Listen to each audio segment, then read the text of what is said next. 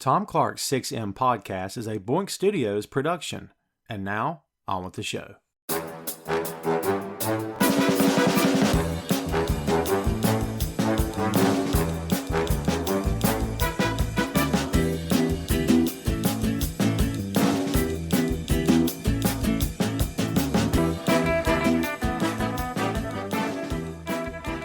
Hey, what is up? Welcome to Tom Clark's 6M podcast. I'm your host, Tom Clark, and in this episode, I'm joined by co-host Phil Lindsey. From undesirable to undeniable. Yeah. If you see what we're talking about here today, then you get that catchphrase. You know what that means.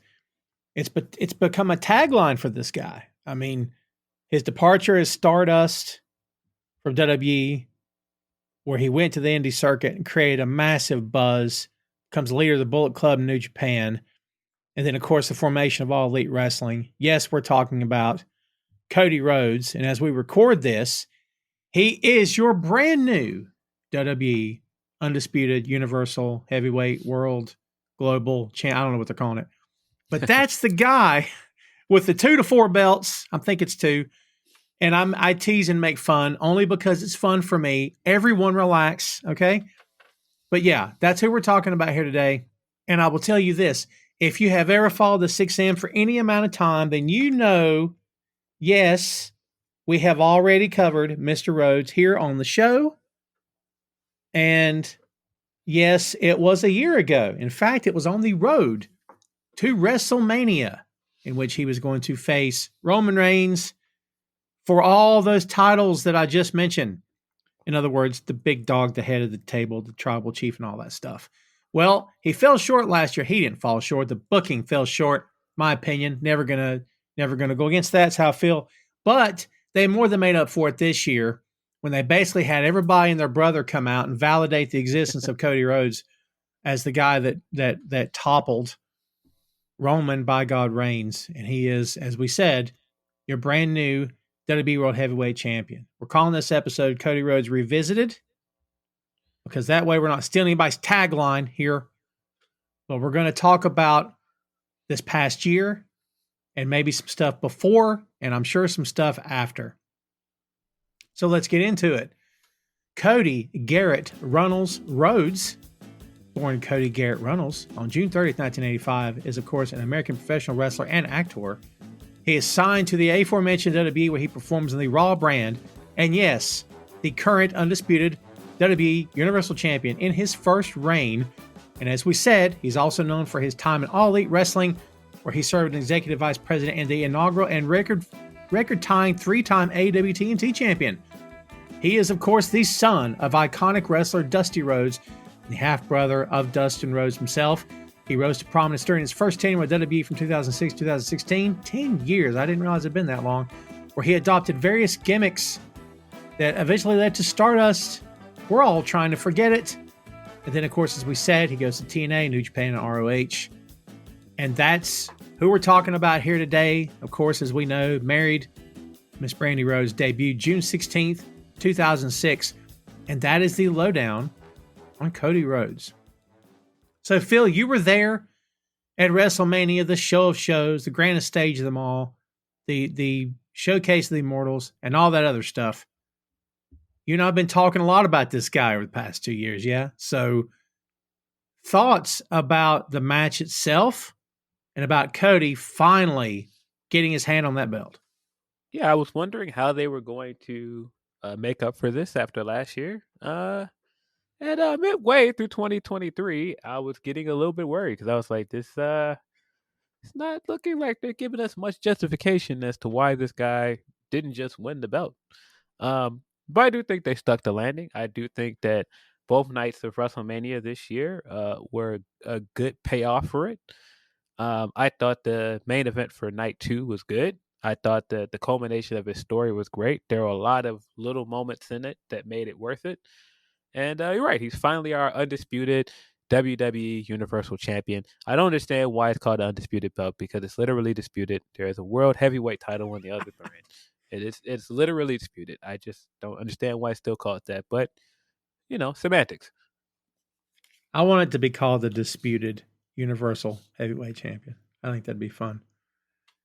So just call to it your WWE Championship. It's cool. sure. I mean, to your point, the guy with the other belt was Seth. Then it was Drew. Now it's Damian Priest. On the span of 30 minutes or however long their match took.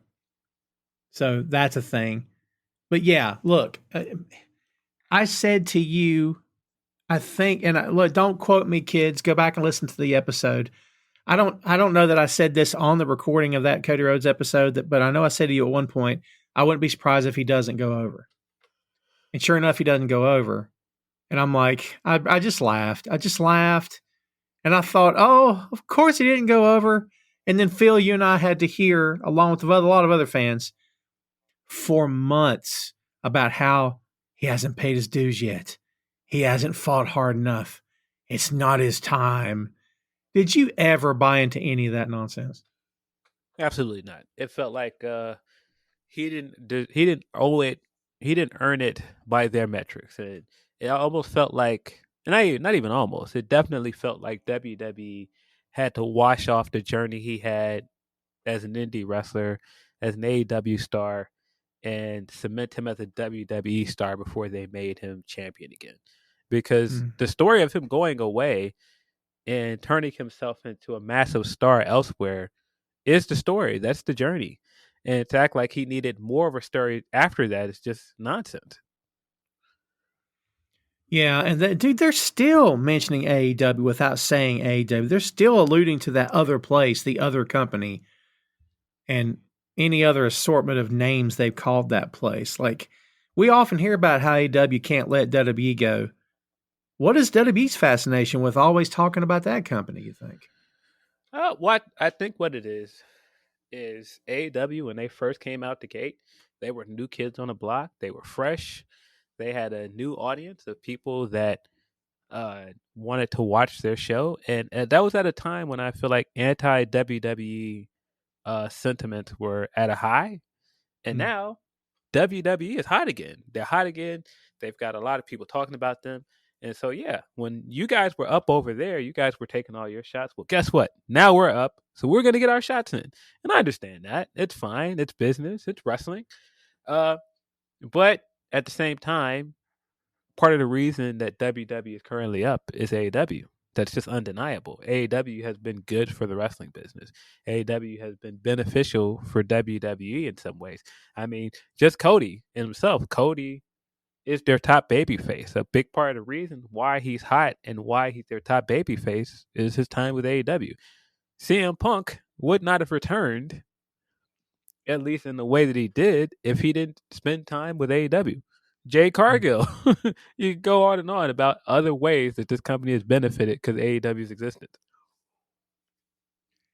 I mean, would you have ever, we talked about this before we went live, would you have ever in a million years thought that this is where we'd be right now? Absolutely not. If you had told me sitting in a crowd watching Cody Rhodes smash that throne that 5 years later he was going to be WWE champion and Triple H would be raising his hand with CM Punk and John Cena in the ring, I would have been like, that sounds like the craziest fanfic ever. Yeah. I mean, again, look where we are now. I mean, every time someone, goes to WWE, either goes back or goes there, it always makes me, I can't say nervous, but it does make me a little bit concerned. But, for any of you who didn't live through the Attitude Era, then you really are nervous or whatever, because you don't know what that feels like. But I mean, for those of us that live through it in real time, this kind of thing happened all the time. Is there any kind of statement, Phil, in your opinion, just as a side comment here, when we see AEW talents go to WWE, do you think that's an indictment at all on AEW as a company? I don't know because I don't know if I would say it's indictment because that's just kind of the nature of the wrestling business. The fact that free agency is what it is good for wrestling. The fact that people have options and you do have the option to want to stay there and be successful or come back to WWE and go back to the quote unquote bigger stage. I just think it's good for the industry as a whole. I do think you could see some negatives in this about AEW, but I don't feel like Cody going back I don't think that that is an indictment on what they did with him as a wrestler and as a character. Because I think that he was doing great there. I think at one point he was their top babyface, and even towards the end, when some people had soured on him, he still was getting great reactions. Oh yeah, for sure.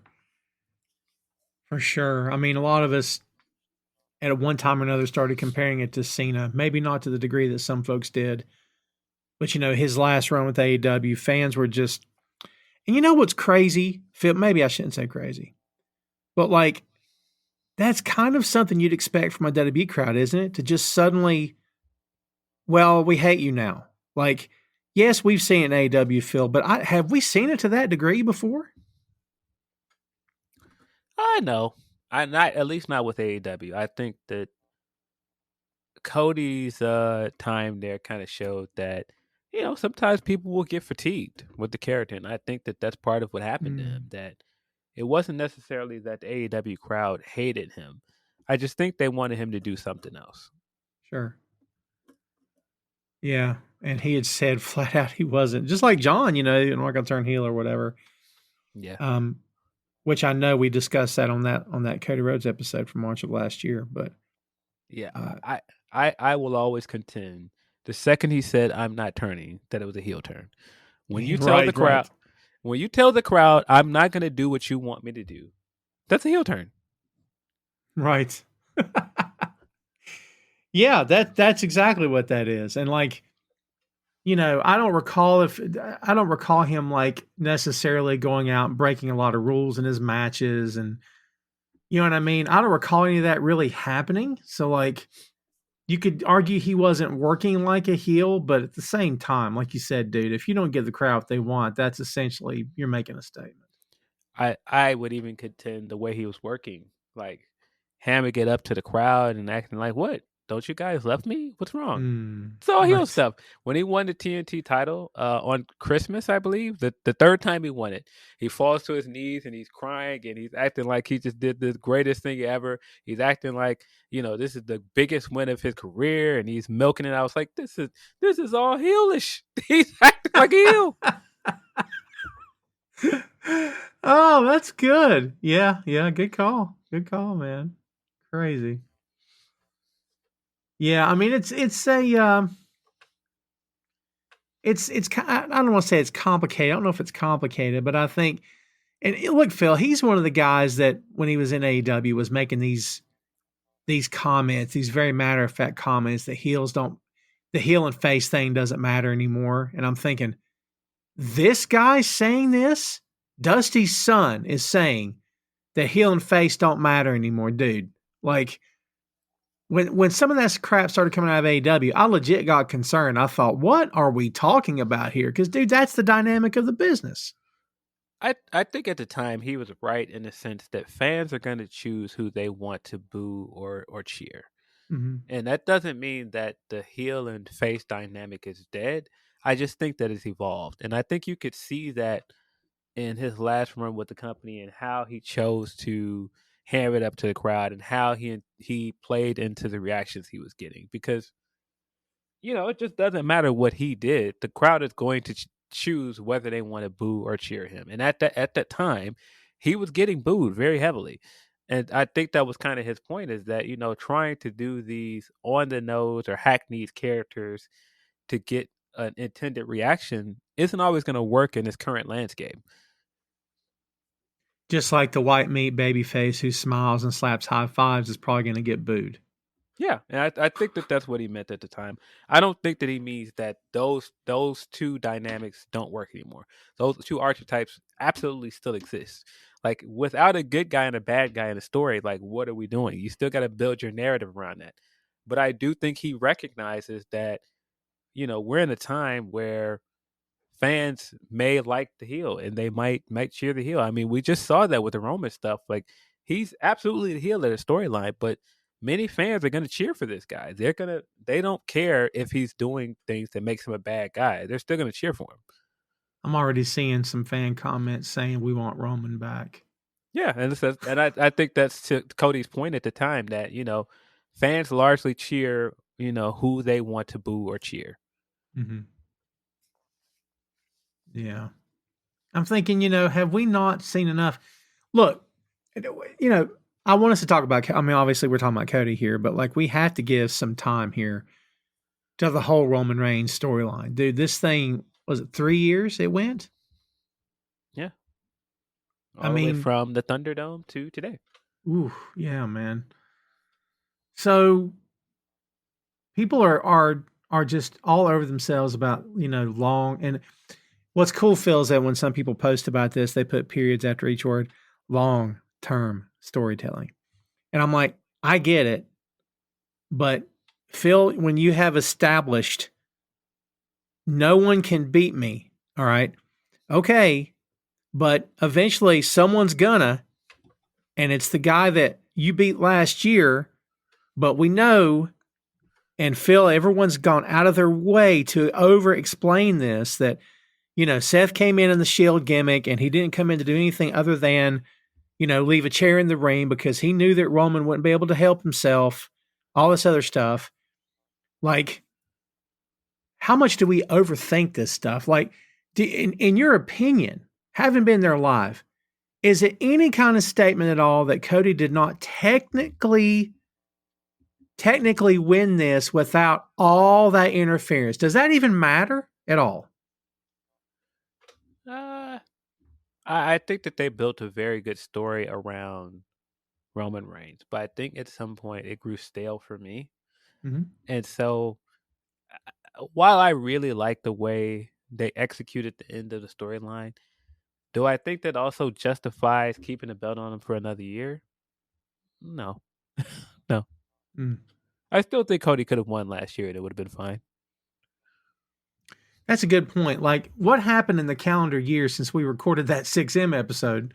What happened in that calendar year, Phil, that we really needed in that storyline that we couldn't live without? I think that there were things like the year of Seth as world heavyweight champion that led to Seth feeling the way he did and siding with Cody by the end of it. Mm-hmm. I think there's stuff like Brock endorsing him, which, by the way, I've totally convinced myself, because some people feel like Undertaker did not fit in that spot and he was taking Austin's spot. I don't think he was taking Austin's spot. I actually think that Brock Lesnar was supposed to be in that spot, but because Brock Lesnar is in some hot water right now, they couldn't use him. I actually see that, honestly. Because nobody's more connected to Roman Reigns and WrestleMania than Brock Lesnar. He's headlined WrestleMania with Brock Lesnar numerous times. And then the story that you created right after Cody left of Brock challenging him and then later endorsing him, that would have led to Brock siding with him and helping him win the belt. But you couldn't close that loop because Brock is unavailable. In your opinion, Phil, would they have, I don't want to say wasted Brock in that spot with no advertisement? Do you think that's something they would have done? I think if Brock was in that spot, I think he also would have probably had a match over WrestleMania weekend as well. I don't think it would have just been that appearance. That makes sense, actually. But like we said, kids, Brock's done some stuff, and I'm not making light of it. You want to go find out what it is, go find out what it is. But trust me, if you haven't heard, you're going to be, oh my God, what's happened? So get ready for that. Yeah, I honestly thought the same thing you did. Like, is that supposed to be Austin? And look, the word was that they couldn't get a deal made in time with Austin. Wasn't that what was said? Yeah, but I still feel like they were trying to get Austin to fill in Brock's spot, and then it kind of probably went like Brock is intended here. Okay, if we can't get Brock, Austin couldn't get Austin, so Taker. Taker was around anyway. Yeah, apparently hiding under the ring. The whole show. I don't know. Was he in there? How long was he under there? Do we know? No idea. I saw footage of them rushing him out, surrounded by a bunch of guys. So funny. Yeah. Like he's running for his life or something. Yeah. Crazy. Yeah, man. I'm not going to sit here and say it ruined it for me because look, he hasn't. Here's one for you. And I don't know the answer to this. Maybe you don't either. Did Roman defend that title cleanly at any given point? I mean, he must have at least a few times, didn't he? Or no? He did a few times, but I think it became so much a part of his run where we knew what we were getting. All right, ref bump, interference, win. And they had done it so many times, it was just like, all right, when's the ref bump coming? When is it coming? There it is. Hooded guy comes in, helps him win. The end. And what's great here, kids, is that logic says, well, they know this is happening. They, meaning the company, they'll do something about it. They never do anything about it. From Ric Flair and the Horsemen till now, Phil, nothing's ever done about it. Which is freaking awesome. I don't get it, but that's pro wrestling logic for you, kids. Yeah, that was actually one of the things that kind of drove me nuts for the past year. Us getting these quotes from Cody or all these other people, like the greatness of Roman Reigns, all the main events he's taken part in, and you have to give it up to him. And Cody saying things like, "Oh, well, that night he was just a better man." No, he wasn't. Right. No, he wasn't. He cheated to beat you. He was not better than you. You had him beat. He cheated. That's another tried and true trope in pro wrestling, Phil. You were the better man. Yeah, no, he was not the better man that night, Cody Rhodes. He cheated. Listen, I'm with you. I believe I don't want to say they're too late. At least they made it happen, but they're a year past the fact, in my estimation. What about this idea, Phil, that in that company, not necessarily in any other company, really, I mean, you can find examples randomly, but in that company, if you're the baby face, you have to be destroyed. I'm talking hung out on a stick like a scarecrow in a field and pecked to death, okay? And bloodied and beaten and embarrassed in front of your mom and your kids, dragged through the mud, maybe literally, hit by a car, your arms are ripped off. I don't know. Like they've done it to Daniel Bryan and any number of other baby faces over the past 10, 15 years, only to finally get you to the promised land. What about that, Phil? It just feels like, man, that's a long way around to get from point A to point B, isn't it? Yeah, they do it every time. They do this thing where you have to put them through the ringer. You've got to give them all this adversity before you just give them the win. And I thought with Cody was one of those guys where he was clear cut the best babyface in the company last year. He was easily the best opposition Roman has seen so far. Mm-hmm, mm-hmm. So just give him the win. You didn't have to stretch this out for another year. Yeah. Ooh. I mean, if not Cody, all right. Look, Phil. Let's play a game here, right? Like if Cody did not come back, I mean, it's a big if, right? But who would you have? I mean, do they have anybody right now? I mean, I guess Phil, if they could have built anybody up to this point in 2024, but again, Phil, he had beaten everybody till Cody came back, right? So who was left? I mean, there were people you could have built up to beat him. Sure. But the problem was because Roman had that belt for so long and you treated him like the tippity top of the company, the face of the company, it wasn't so much that you couldn't build anybody up to beat him. It was who's going to fill this guy's shoes as the face of the company. And they had not created anybody that could fill those shoes. And so when Cody came in and you could see how well he did with the media stuff, you could see the reactions he was getting everywhere, all across the world. He felt like the face of the company. He felt like the guy that you could put in. All throughout last year, he felt like the uncrowned face of the company. Oh, big time. Jeez. Yeah. God, you're so right. It just felt like, he was the guy that was walking around without the title. Like that was really him. Yeah, and so I think that there were options if Cody didn't come back, but I don't know if anybody felt like they could fill Roman's shoes as the top guy. I do think that there were stories you could tell. Like, I think you could have told the story of Rollins beating him. You could have given Sammy the win as well. There are stories to tell, but I don't think either of those guys feel like the top guy in the way that Cody does. Mm-hmm. So, in terms of Cody, okay, look, let's be honest, Phil. The whole Homelander thing that's happening, right, with his gear, certain political things we're pretty darn sure where he leans. Like, that's just begging for a heel turn, which maybe that's what contributed a lot to what happened in AEW, I suppose, perhaps. Maybe. I feel like it was mostly the a go-go feud that's where people turned on him. Yeah. But like that uber patriotism that, kids, Yeah. that stuff worked in the 80s with Sergeant Slaughter, but not so much now. So, Yeah. And that was on full display in that a go-go feud. That's why I'm like, I think it was mostly that. But it was also, you could see people getting a little bit of fatigue with him um, during the Face of the Revolution ladder match. I don't know if you remember that. But yeah. at one point, he got laid out and he got carted out of the arena, and you could see him during the match still sitting in a tunnel, like trying to watch and try to make the decision of whether he's going to get back in, and it was just so hammed up and over the top. You could see that fans were getting tired of it, and by the time he got back in the ring and he climbed that ladder, and it was him looking eye to eye with Scorpio Sky, he was getting booed because people were just like, "All right, enough." Right. Right. Yeah. Jeez. Yeah. I mean, I think, anything could happen, right? But like, I think he could be, I don't know, maybe in AEW feel more so than WWE, but in AEW kind of feel like he's one promo away from the crowd going, yep, I've had enough. Like, and I guess that's what happened.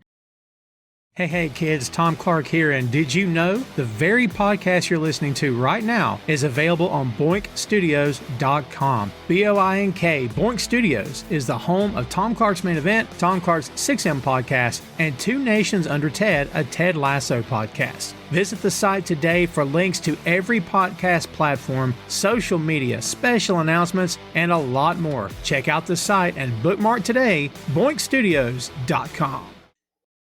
Do you think that's, anything's possible, but how close do you think that could happen in WWE? Or is he just so over right now that he's going to be okay? I think it's possible anywhere because that's how wrestling fans are. Wrestling fans are fickle. You're one bad move or one misstep away from fans turning on you. It happens all the time. Just like you're one, good match or one good promo away from turning people around. It's just always possible. Yeah. It can always go either way. And so I think at some point, fans at large could easily turn on him with WWE. But I also think it's the same way with AEW, where if he had given them what they wanted, if he had turned heel and just like really turned heel, did like the dastardly heel stuff, fans would have eventually started cheering him again. Oh, of course. Yeah. Yeah. I think that maybe there was a better shot of that in AEW. And again, I think that's what we saw. I think the Go-Go feud, of course, as you said, if nothing else, it spawned the idea of, yeah, I'm getting tired of Cody. Like, but I don't know that, hopefully, I don't know. I say hopefully it's just wrestling, kids. None of this is real. Everyone's playing a part. So everybody relax. Okay. But like, I hope that wouldn't happen for the guy, if only for let's let him ride this out for as long as he can. Are we thinking long-term champion now, Phil? Are we long-term storytelling again? I'm not asking you to make a prediction or anything because the guy did just win the belt. But like, what do you think? You think they're going to go a stretch, or we don't know yet?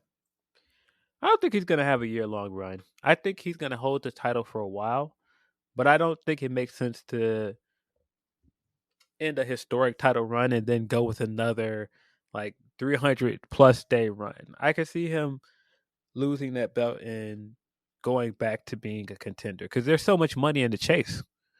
Very true. Very true. And that's, Phil, honestly, let's be real here. That's a lot of what that company has historically done over the years.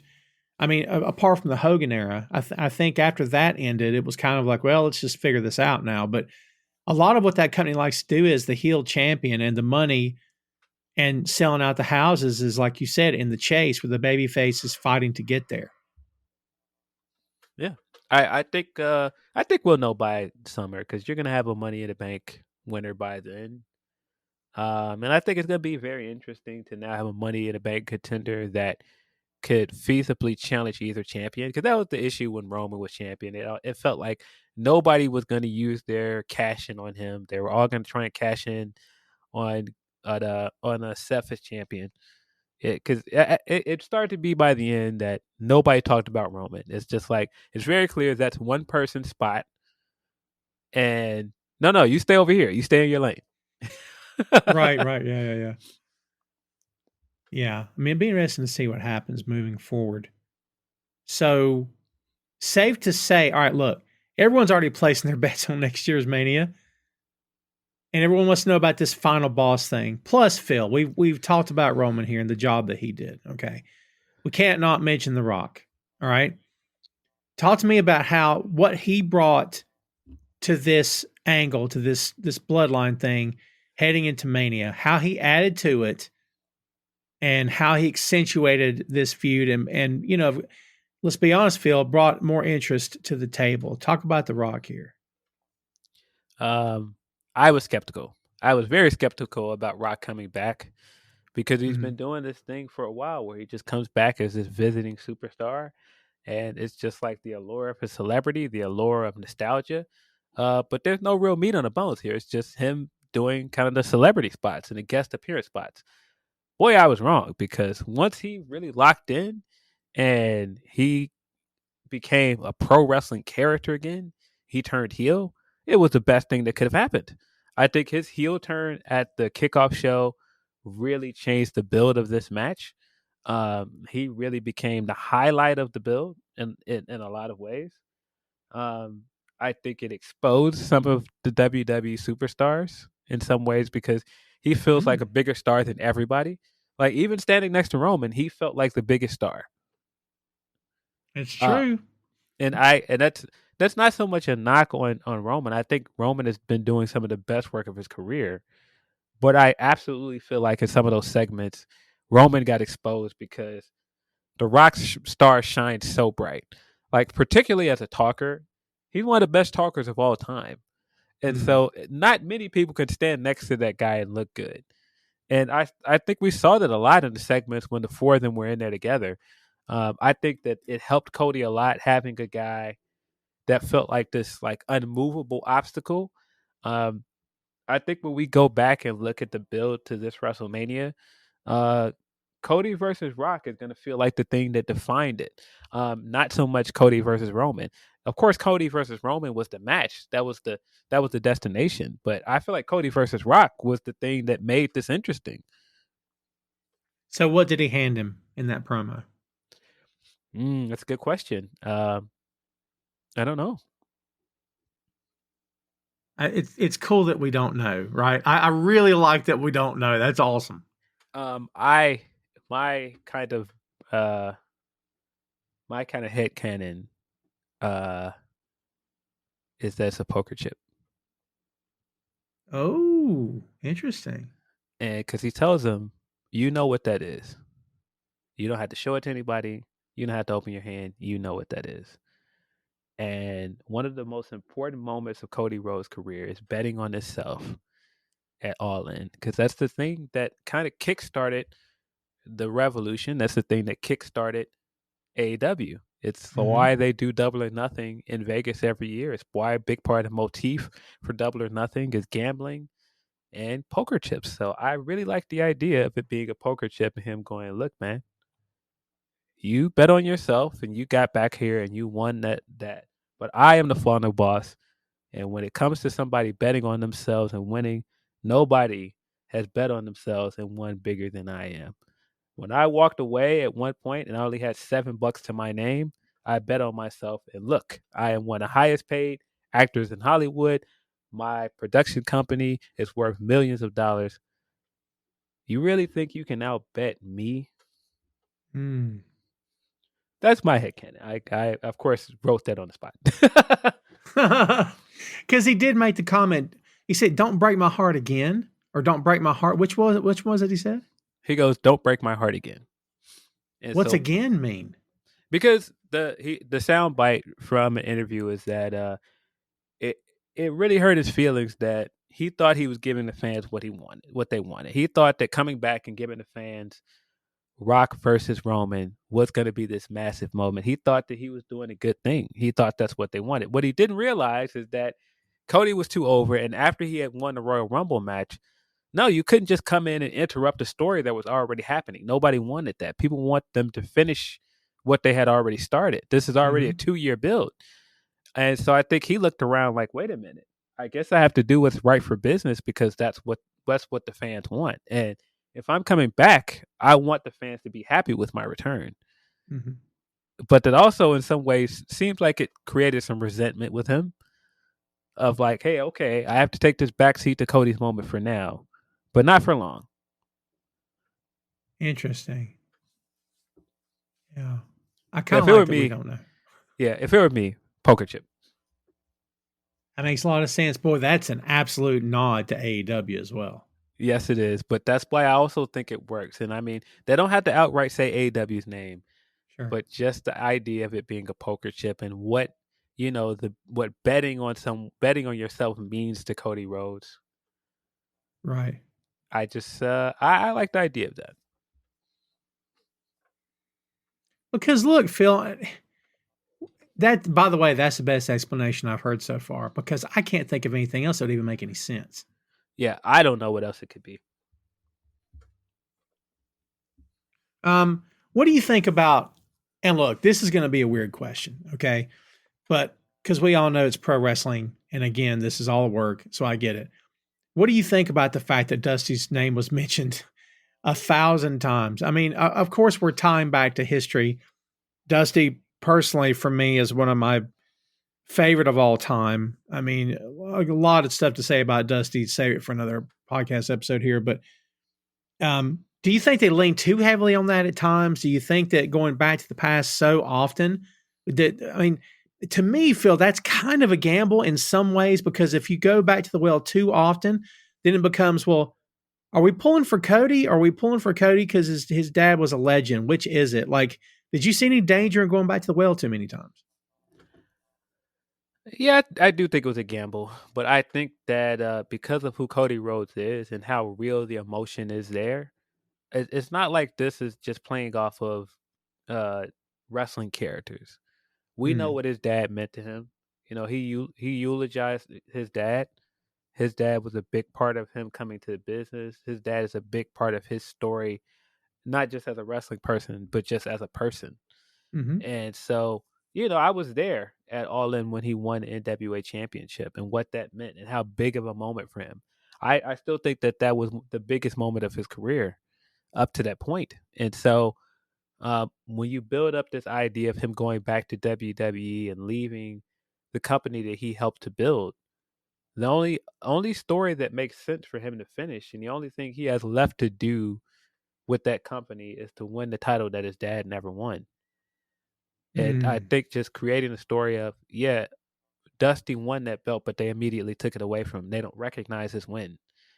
And him feeling like his dad was always cheated out of that moment.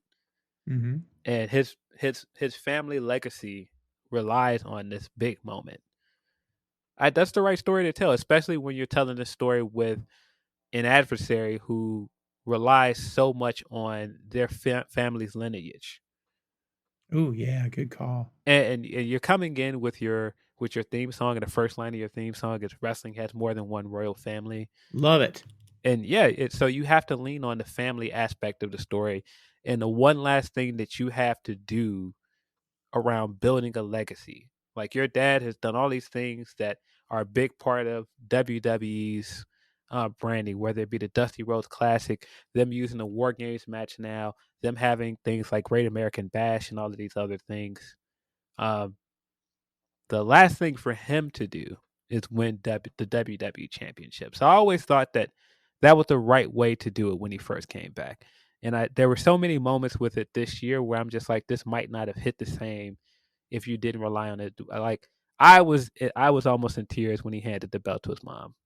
Just what Mm. that meant. Like Dusty was not here for him to hand that belt to him, and his mom was like, it's just a great moment, man. or having his feud with Seth Rollins being built around the idea that uh, Seth and Roman are, quote unquote, Dusty's kids from NXT. Mm. And Seth feeling like he's the heir apparent because he was the first NXT champion. He was the guy that came up. He was a part of the Shield. He had to be second to Roman in all this time. But at the meantime, no. He did not beat me. He didn't beat me at Royal Rumble. I'm owed a rematch. I never got a rematch. And then this guy comes in and everybody's paying attention to him. No. That's my spot. But then in all of this of him learning for a year that I've been telling people that I'm the leader of this locker room, I'm the guy that should beat Roman, and recognizing that in order to do what's right for the company, in order to do what's best for business, I have to back Cody Rhodes. It's a really good story. And just his character arc of feeling like I don't want to have to give up my spot. I don't want to sacrifice everything that got me to this place, but this is important because those guys have too much power and they're overusing their power. Yeah. It's just such a good moment. That's why I say when out of coming from him getting to WrestleMania 3 years ago and having to wrestle Seth Rollins and then them going to have this heated rivalry to getting to here in 2024 and the guy that helped him push him over the hump was Seth Rollins. It's such a good story. That moment where they shake hands at the end of the match is another one where I got emotional because it just was such a good story. Really nice. Yeah. What, so look, and I know we're bouncing around, kids, just bear with me here, but like, look, Phil, moving forward, looking forward, when it comes to Seth, are we thinking that this will maybe sooner rather than later be a moment of Cody in the ring saying, look, I'm not going to forget. I won't forget what you did. You're getting a title shot. I mean, do you think that Seth will feud with Damian Priest first? Or, I mean, how soon do you think it's before it's Cody and Seth? I think we're definitely going to get Cody versus Seth sometime next year. Of course, Seth has got some stuff to deal with. He's got some injuries he's got to recover from. He's got some contract talk coming up in June. But I think that there's a lot of money in Seth versus Cody for the title because they had so many big moments. The WrestleMania match, the Backlash match, one of my favorite Hell in a Cell matches. Yeah. And I feel like they're going to go back to that at some point. And I don't think it has to be the usual heated rivalry, heel versus babyface. I just think it's going back to their rivalry. Yeah. Oh, dude. Yeah. I totally agree with that. I don't think we need to make it. And, Phil, at this point, for Seth to turn heel again kind of feels like a waste, doesn't it? Like, I don't. That's why I never understood why people that were saying Seth's going to turn on him. terrible. He's been working for 4 years to get back to the spot where the fans accepted him again. Yeah. He went through a lot after his Universal title reign, and it failed the way it did. And he had to reinvent himself after the loss to the Fiend. And he went through this timeline of being a heel for 4 years, man, before he got back to being a babyface and getting cheered like that. Seeing the fans accept him the way they did this year at WrestleMania, and seeing what he did to put other guys over, it just wouldn't make sense for him to be a heel. It just doesn't make sense. No, not at all. I didn't get that either. It's like, how do I compare it? Like, who was it? What other show? Was it was it Revolution where we said so and so should have turned on somebody? I forget what. Remind me of what show we're talking about. Uh, Because it was recent. Because I remember you and I talked about it. I'm like, wait a minute, what?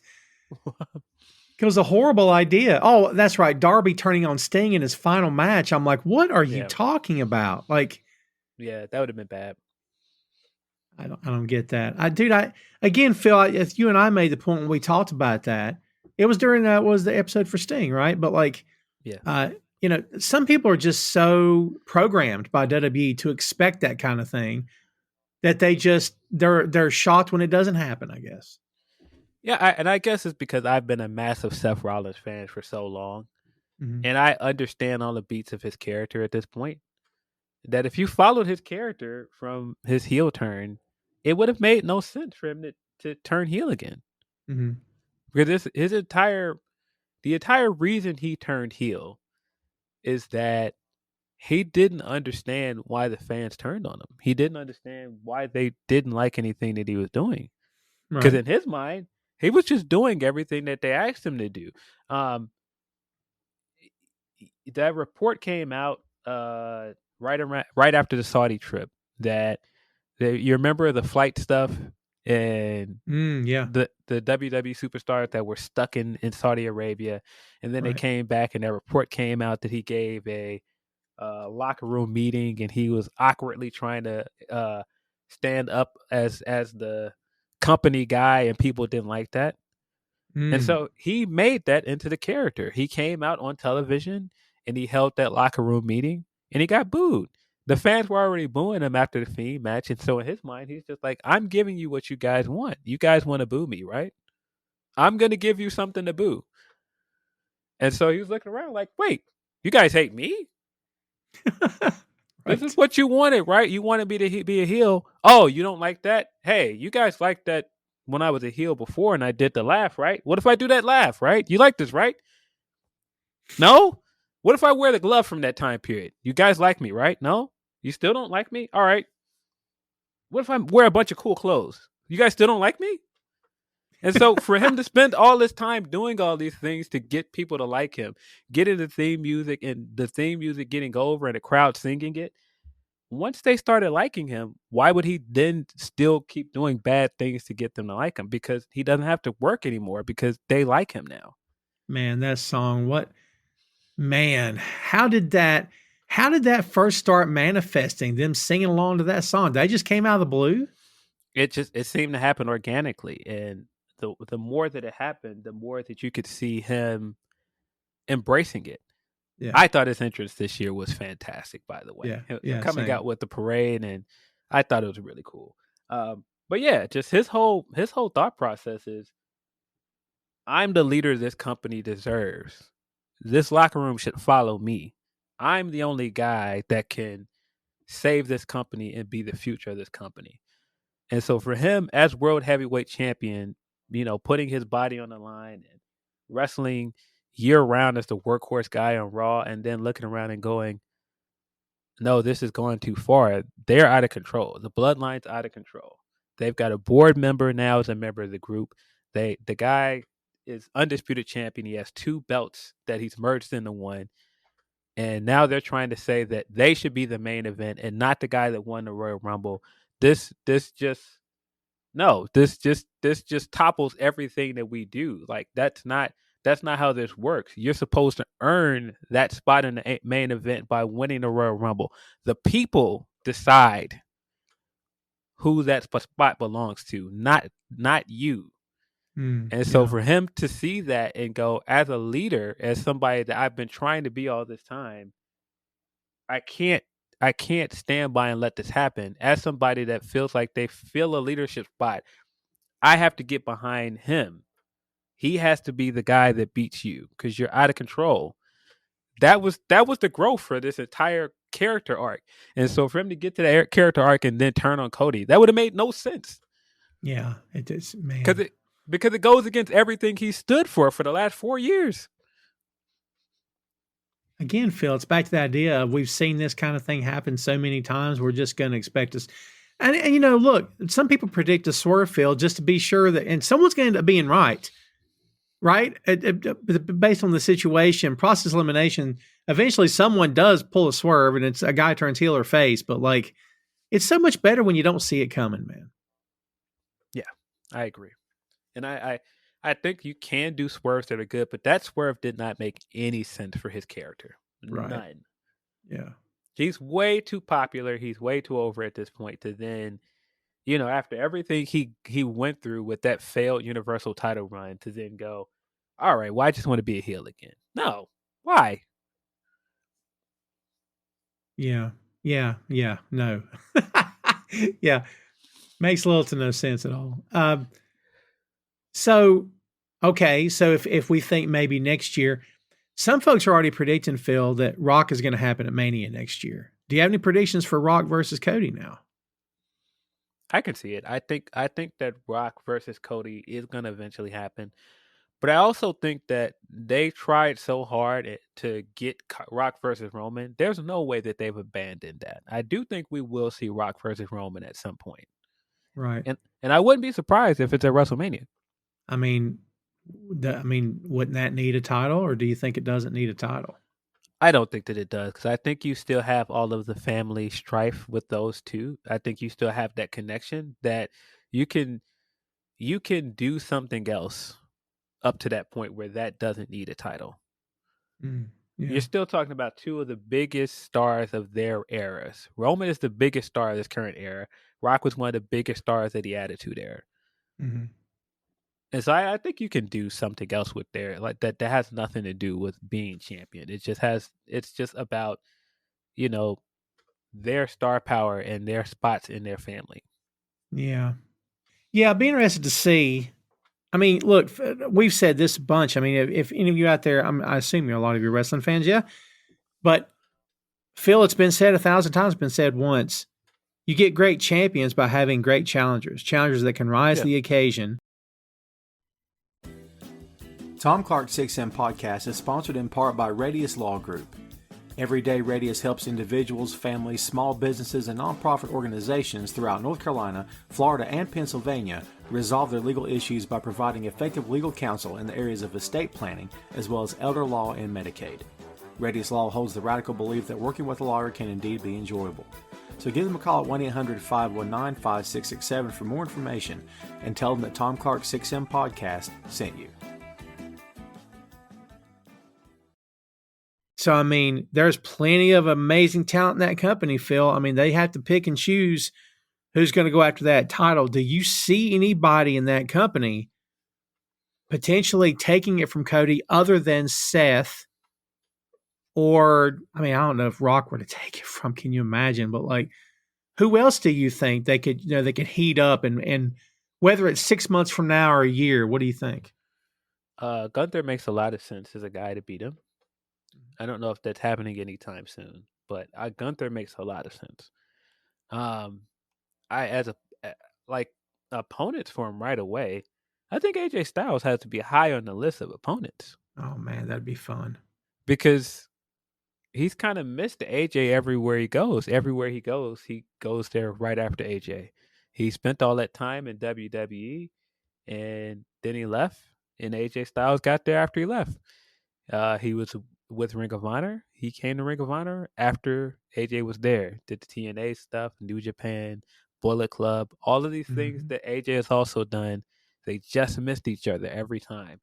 And so now that they're in the same place, I feel like you've got to do that first time matchup. They have too many ties to each other without coming face to face. That I feel like that's the big match at some point.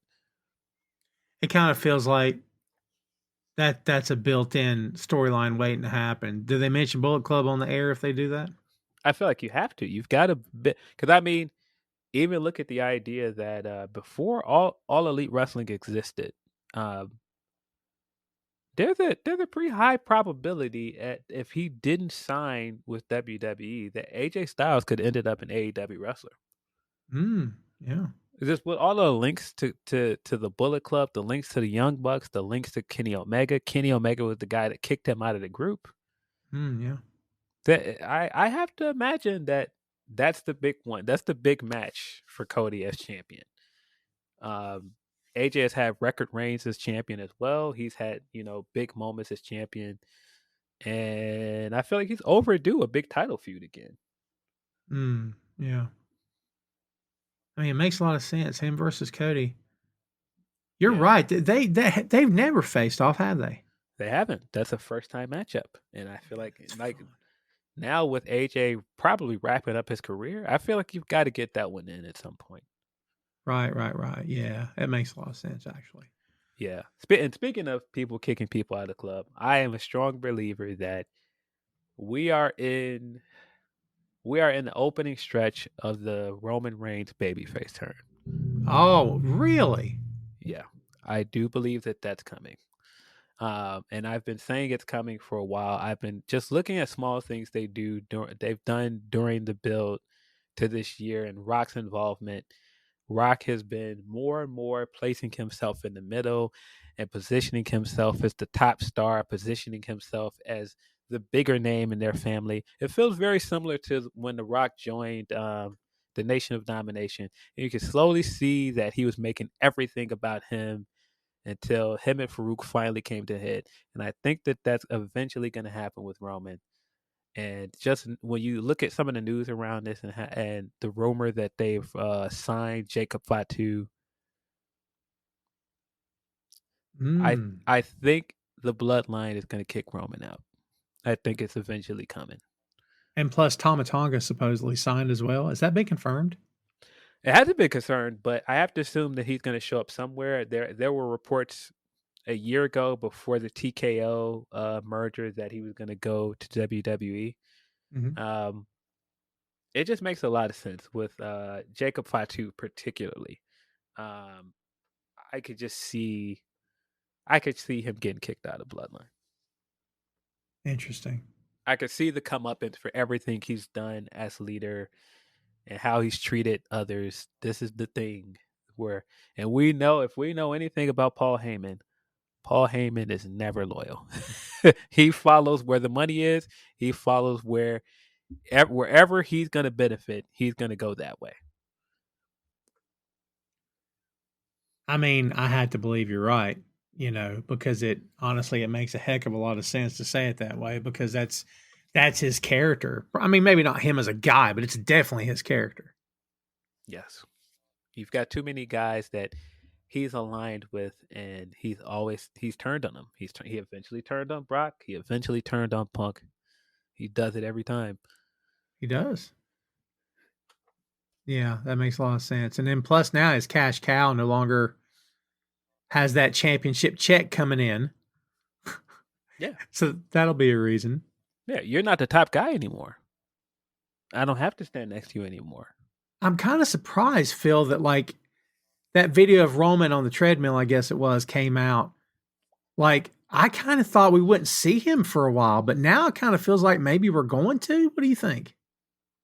I think we will see him on SmackDown, and that's why I think he's going to probably get jumped and kicked out of Bloodline on Friday, and we won't see him again for a while. Oh wow, you think it'll happen that soon? Interesting. Yes, because they have no reason to follow him anymore. The title of tribal chief and you being champion, that's how you kept that spot. Without that spot, it's up for grabs now. Right. Yeah. So like who from the bloodline goes after Cody? I have to assume that either The Rock is going to like land in that spot, but I also wouldn't be surprised if Jacob Fatu steps in and usurps that spot. Mm-hmm. I would not be surprised. Yeah, jeez. Jacob Fatu is freaking great, man. Holy He's Lord. so great. He's one of those guys that if you watch MLW, he's so good that I'm just like, you've got to get this guy on a bigger stage. You've got to get this guy in front of more fans because he's just so good. Yeah, he's excellent. My goodness, so good. Be interesting to see. I mean, you kind of feel like, Phil, maybe it's time to get away from the bloodline. If for no other reason, then it's time to do something else. Like let's keep it fresh as possible. But maybe I'll be wrong. I mean, for all intents and purposes, Phil, Roman is way overdue for a break here. I mean, of course, I say that, Phil, and he wasn't exactly a fighting full-time 365 champion. So, like, how does that play into this, you think? It's not so much that I think he needs a break. I just think he needs something new. I think he needs to do something new as a character. I think he needs to do something new with his position in the company. Like he's done the top champion thing for so long that I think you can build to something else. I think at this point, you've been trying to get him to this place for so long where he feels like an organic baby face and the crowd wants him. And now he's more popular than he's ever been. It's only a matter of time before they turn him face. Yeah. Because he's already not getting booed. I mean, some fans are going to boo him, of course, but they're booing him because they're ready for a new champion, not so much because they don't like him. Right. Yeah, of course. Yeah. Jeez. I mean, it's gonna be interesting to see what happens. I mean, look, we mentioned Daniel Bryan earlier. Like the trick was getting him that far, which they Yep. got him that far. To this day, Phil, I'm shocked. But like getting him that far was one thing. The trick was, what do you do with him afterwards? So, in my opinion, while you took a heck of a long time to get here. At least you're here, but now it becomes okay. Well, how do we now book Cody? Like, Hmm. I mean, dude, I'm not saying one false move and he's done for. I'm not suggesting anything that dramatic, but like, how important is it they get this right? In other words, I think they've got to get his first few opponents right. I think you've got to tell good stories with his first few opponents because that's very make or break. I mean, we saw that during the Seth reign a few years ago, where right afterwards you put him in this never-ending Corbin feud, and that just sunk him. And then you put him against the Fiend, and the Fiend is more popular than him, and mm-hmm. that was kind of the nail in the coffin for him. I think you've got to put him up against guys um, that can get good heat. You got to put him against guys that you can get good stories out of. Yeah, yeah. Like we said, man, I'm anxious to see what's going to happen here because I think again, it's the test of a lot of this. And look, we know Cody's up to the challenge, Phil. I mean, you and I both know he's way up, more than up to the challenge. But the question is going to be, how do you do this and have him come off looking the way he needs to look when he needs to look a certain kind of way? And that's always going to be the trick. Because like kids don't even think twice about the fact. Well, it's WWE, they know what they're doing. Yeah, okay, but there's a track record, Phil, there of maybe not always knowing what they're doing or at least not planning it correctly. But we've not really been given any indication that they're not going to at least get this off on the right foot. And plus, all this talk about how it's a different era. It's the Triple H era, and we're okay now. Like, what's your thoughts moving forward with Cody? I was going to say, do you trust him? You know what I mean, right? What's your thoughts on how they're going to handle this? They've got to, like I said, they've got to stick the landing with him. They've got to put him in spots where they got to put him in spots that benefit his strengths. Mm-hmm. The worst thing they could do, because we've seen him do it so many times, don't put him against people that the fans already like. Don't put them against somebody that even if they're a heel, the fans wants that guy to win. Like where Drew is right now, he's a heel, but he's a popular heel. And if you put him against Cody, some fans are gonna want to see Drew win. We saw that with AJ Styles, where you put him against Shinsuke, and a lot of people wanted Shinsuke to get that win, and it hurt AJ in some ways because Mm-hmm. he wasn't getting universally cheered. It was the same thing with Samoa Joe in that feud, where Samoa Joe was so interesting. He had never won the world title on the main roster, and so many fans wanted Joe to beat him. If this guy is your baby face, you got to put him up against against heels that are getting legitimate heat. That makes a lot of sense. Got to be a heel that's got no chance of getting cheered at all.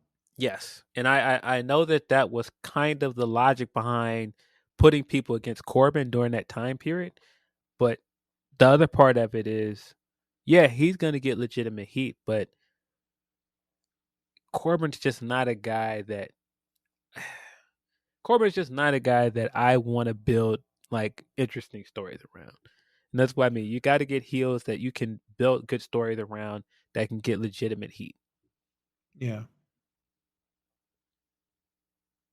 Yeah.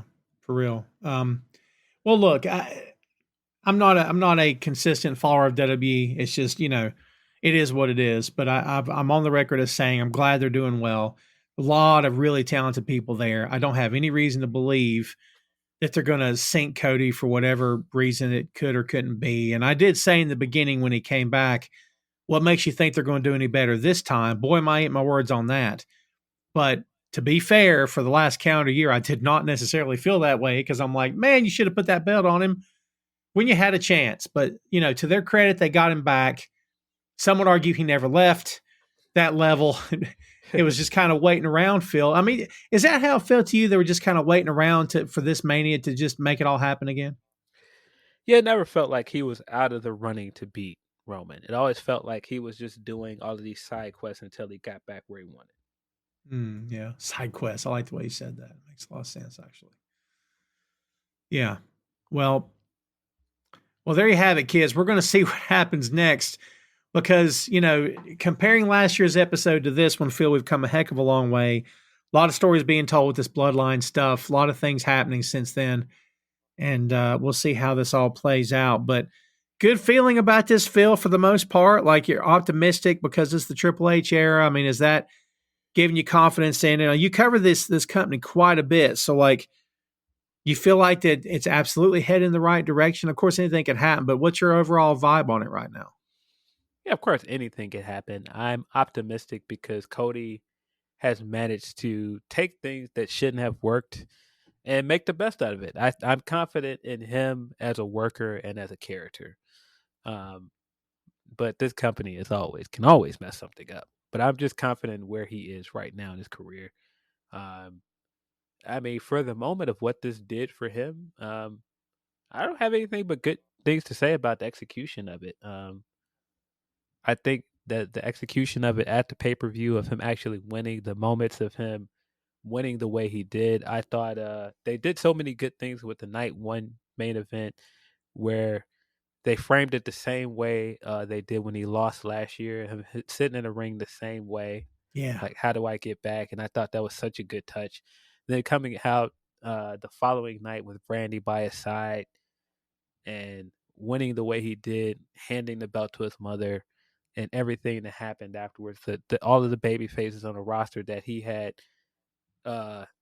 crossed paths with and all this time coming out to raise him up on their shoulders. Randy Orton being out there, one of the guys that was his mentor on screen and off screen, being in a ring with him. Punk being there, Punk being the guy that had a relationship with his father and the guy that he beat in the Royal Rumble. All those small little plot lines coming full circle. I thought it was just executed really well. Yeah. It's hard to not feel like really genuine emotion for him. On the Raw the next night when he came out and they ran that video package for it, and at the end of it they showed the short clip of Dusty holding up the belt and they put it next to him holding up the belt.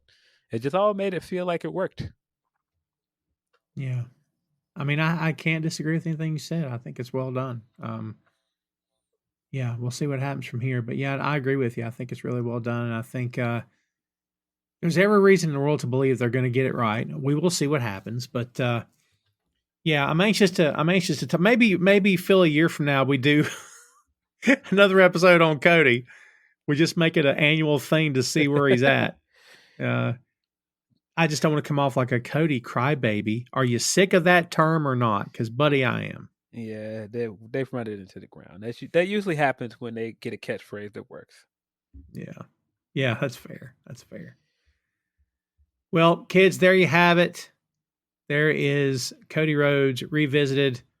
That's our second look back at this guy. And glad to report, of course, as we said, that everything's come back around. So happy for the guy.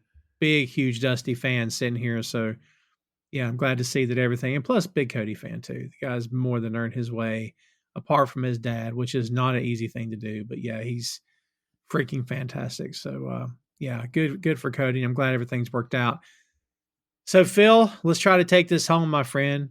Give me your last word on Cody Rhodes. I think you'd be hard pressed to find anybody that came back to WWE, whether a return or a new signee, that had the impact that he did immediately. I mean, when you think about it, him coming in and winning back-to-back Royal Rumbles, being one of the biggest splashes that year at WrestleMania, coming back in Dallas, and then going on to main event WrestleMania 3 times. It's a pretty big, huge deal, and that just goes to show how much some people in that company believe in him and just how successful his time away from the company was. He bet on himself and he succeeded. Yeah, well said. I can't disagree with any of that. Yeah, he's good for them for bringing it all back home. I mean, kids, it's not the easiest thing in the world to do to build a professional wrestling superstar. I mean, regardless of what your favorite company is or whatever, I don't think I'm, giving anybody anything they don't already know. It's not groundbreaking news here, folks, but it's not the easiest thing in the world to do to get people to, number one, buy in to either support or hate whatever the desired crowd reaction is. and to ensure that it's going to work for the entire duration of it. There's no guarantee it's ever going to work for any company out there. So for them to have done it this far and for this to have worked, it's testament to how good that company can do in terms of booking when they've got, all cylinders firing at the same time in the same direction. And plus for the guy they put the belt on, of course, without the right guy, you don't have the right storyline, but everything fit together. So we will see what happens next, kids. Keep your eye on the champ and keep your eye on that company. Follow the guy, and we'll see how this all plays out. But in the meantime, that is Cody Rhodes Revisited. Hey, thanks for listening to the show. Check out our social media on Twitter, Facebook, and Instagram at 6M Podcast. We'll see you next time.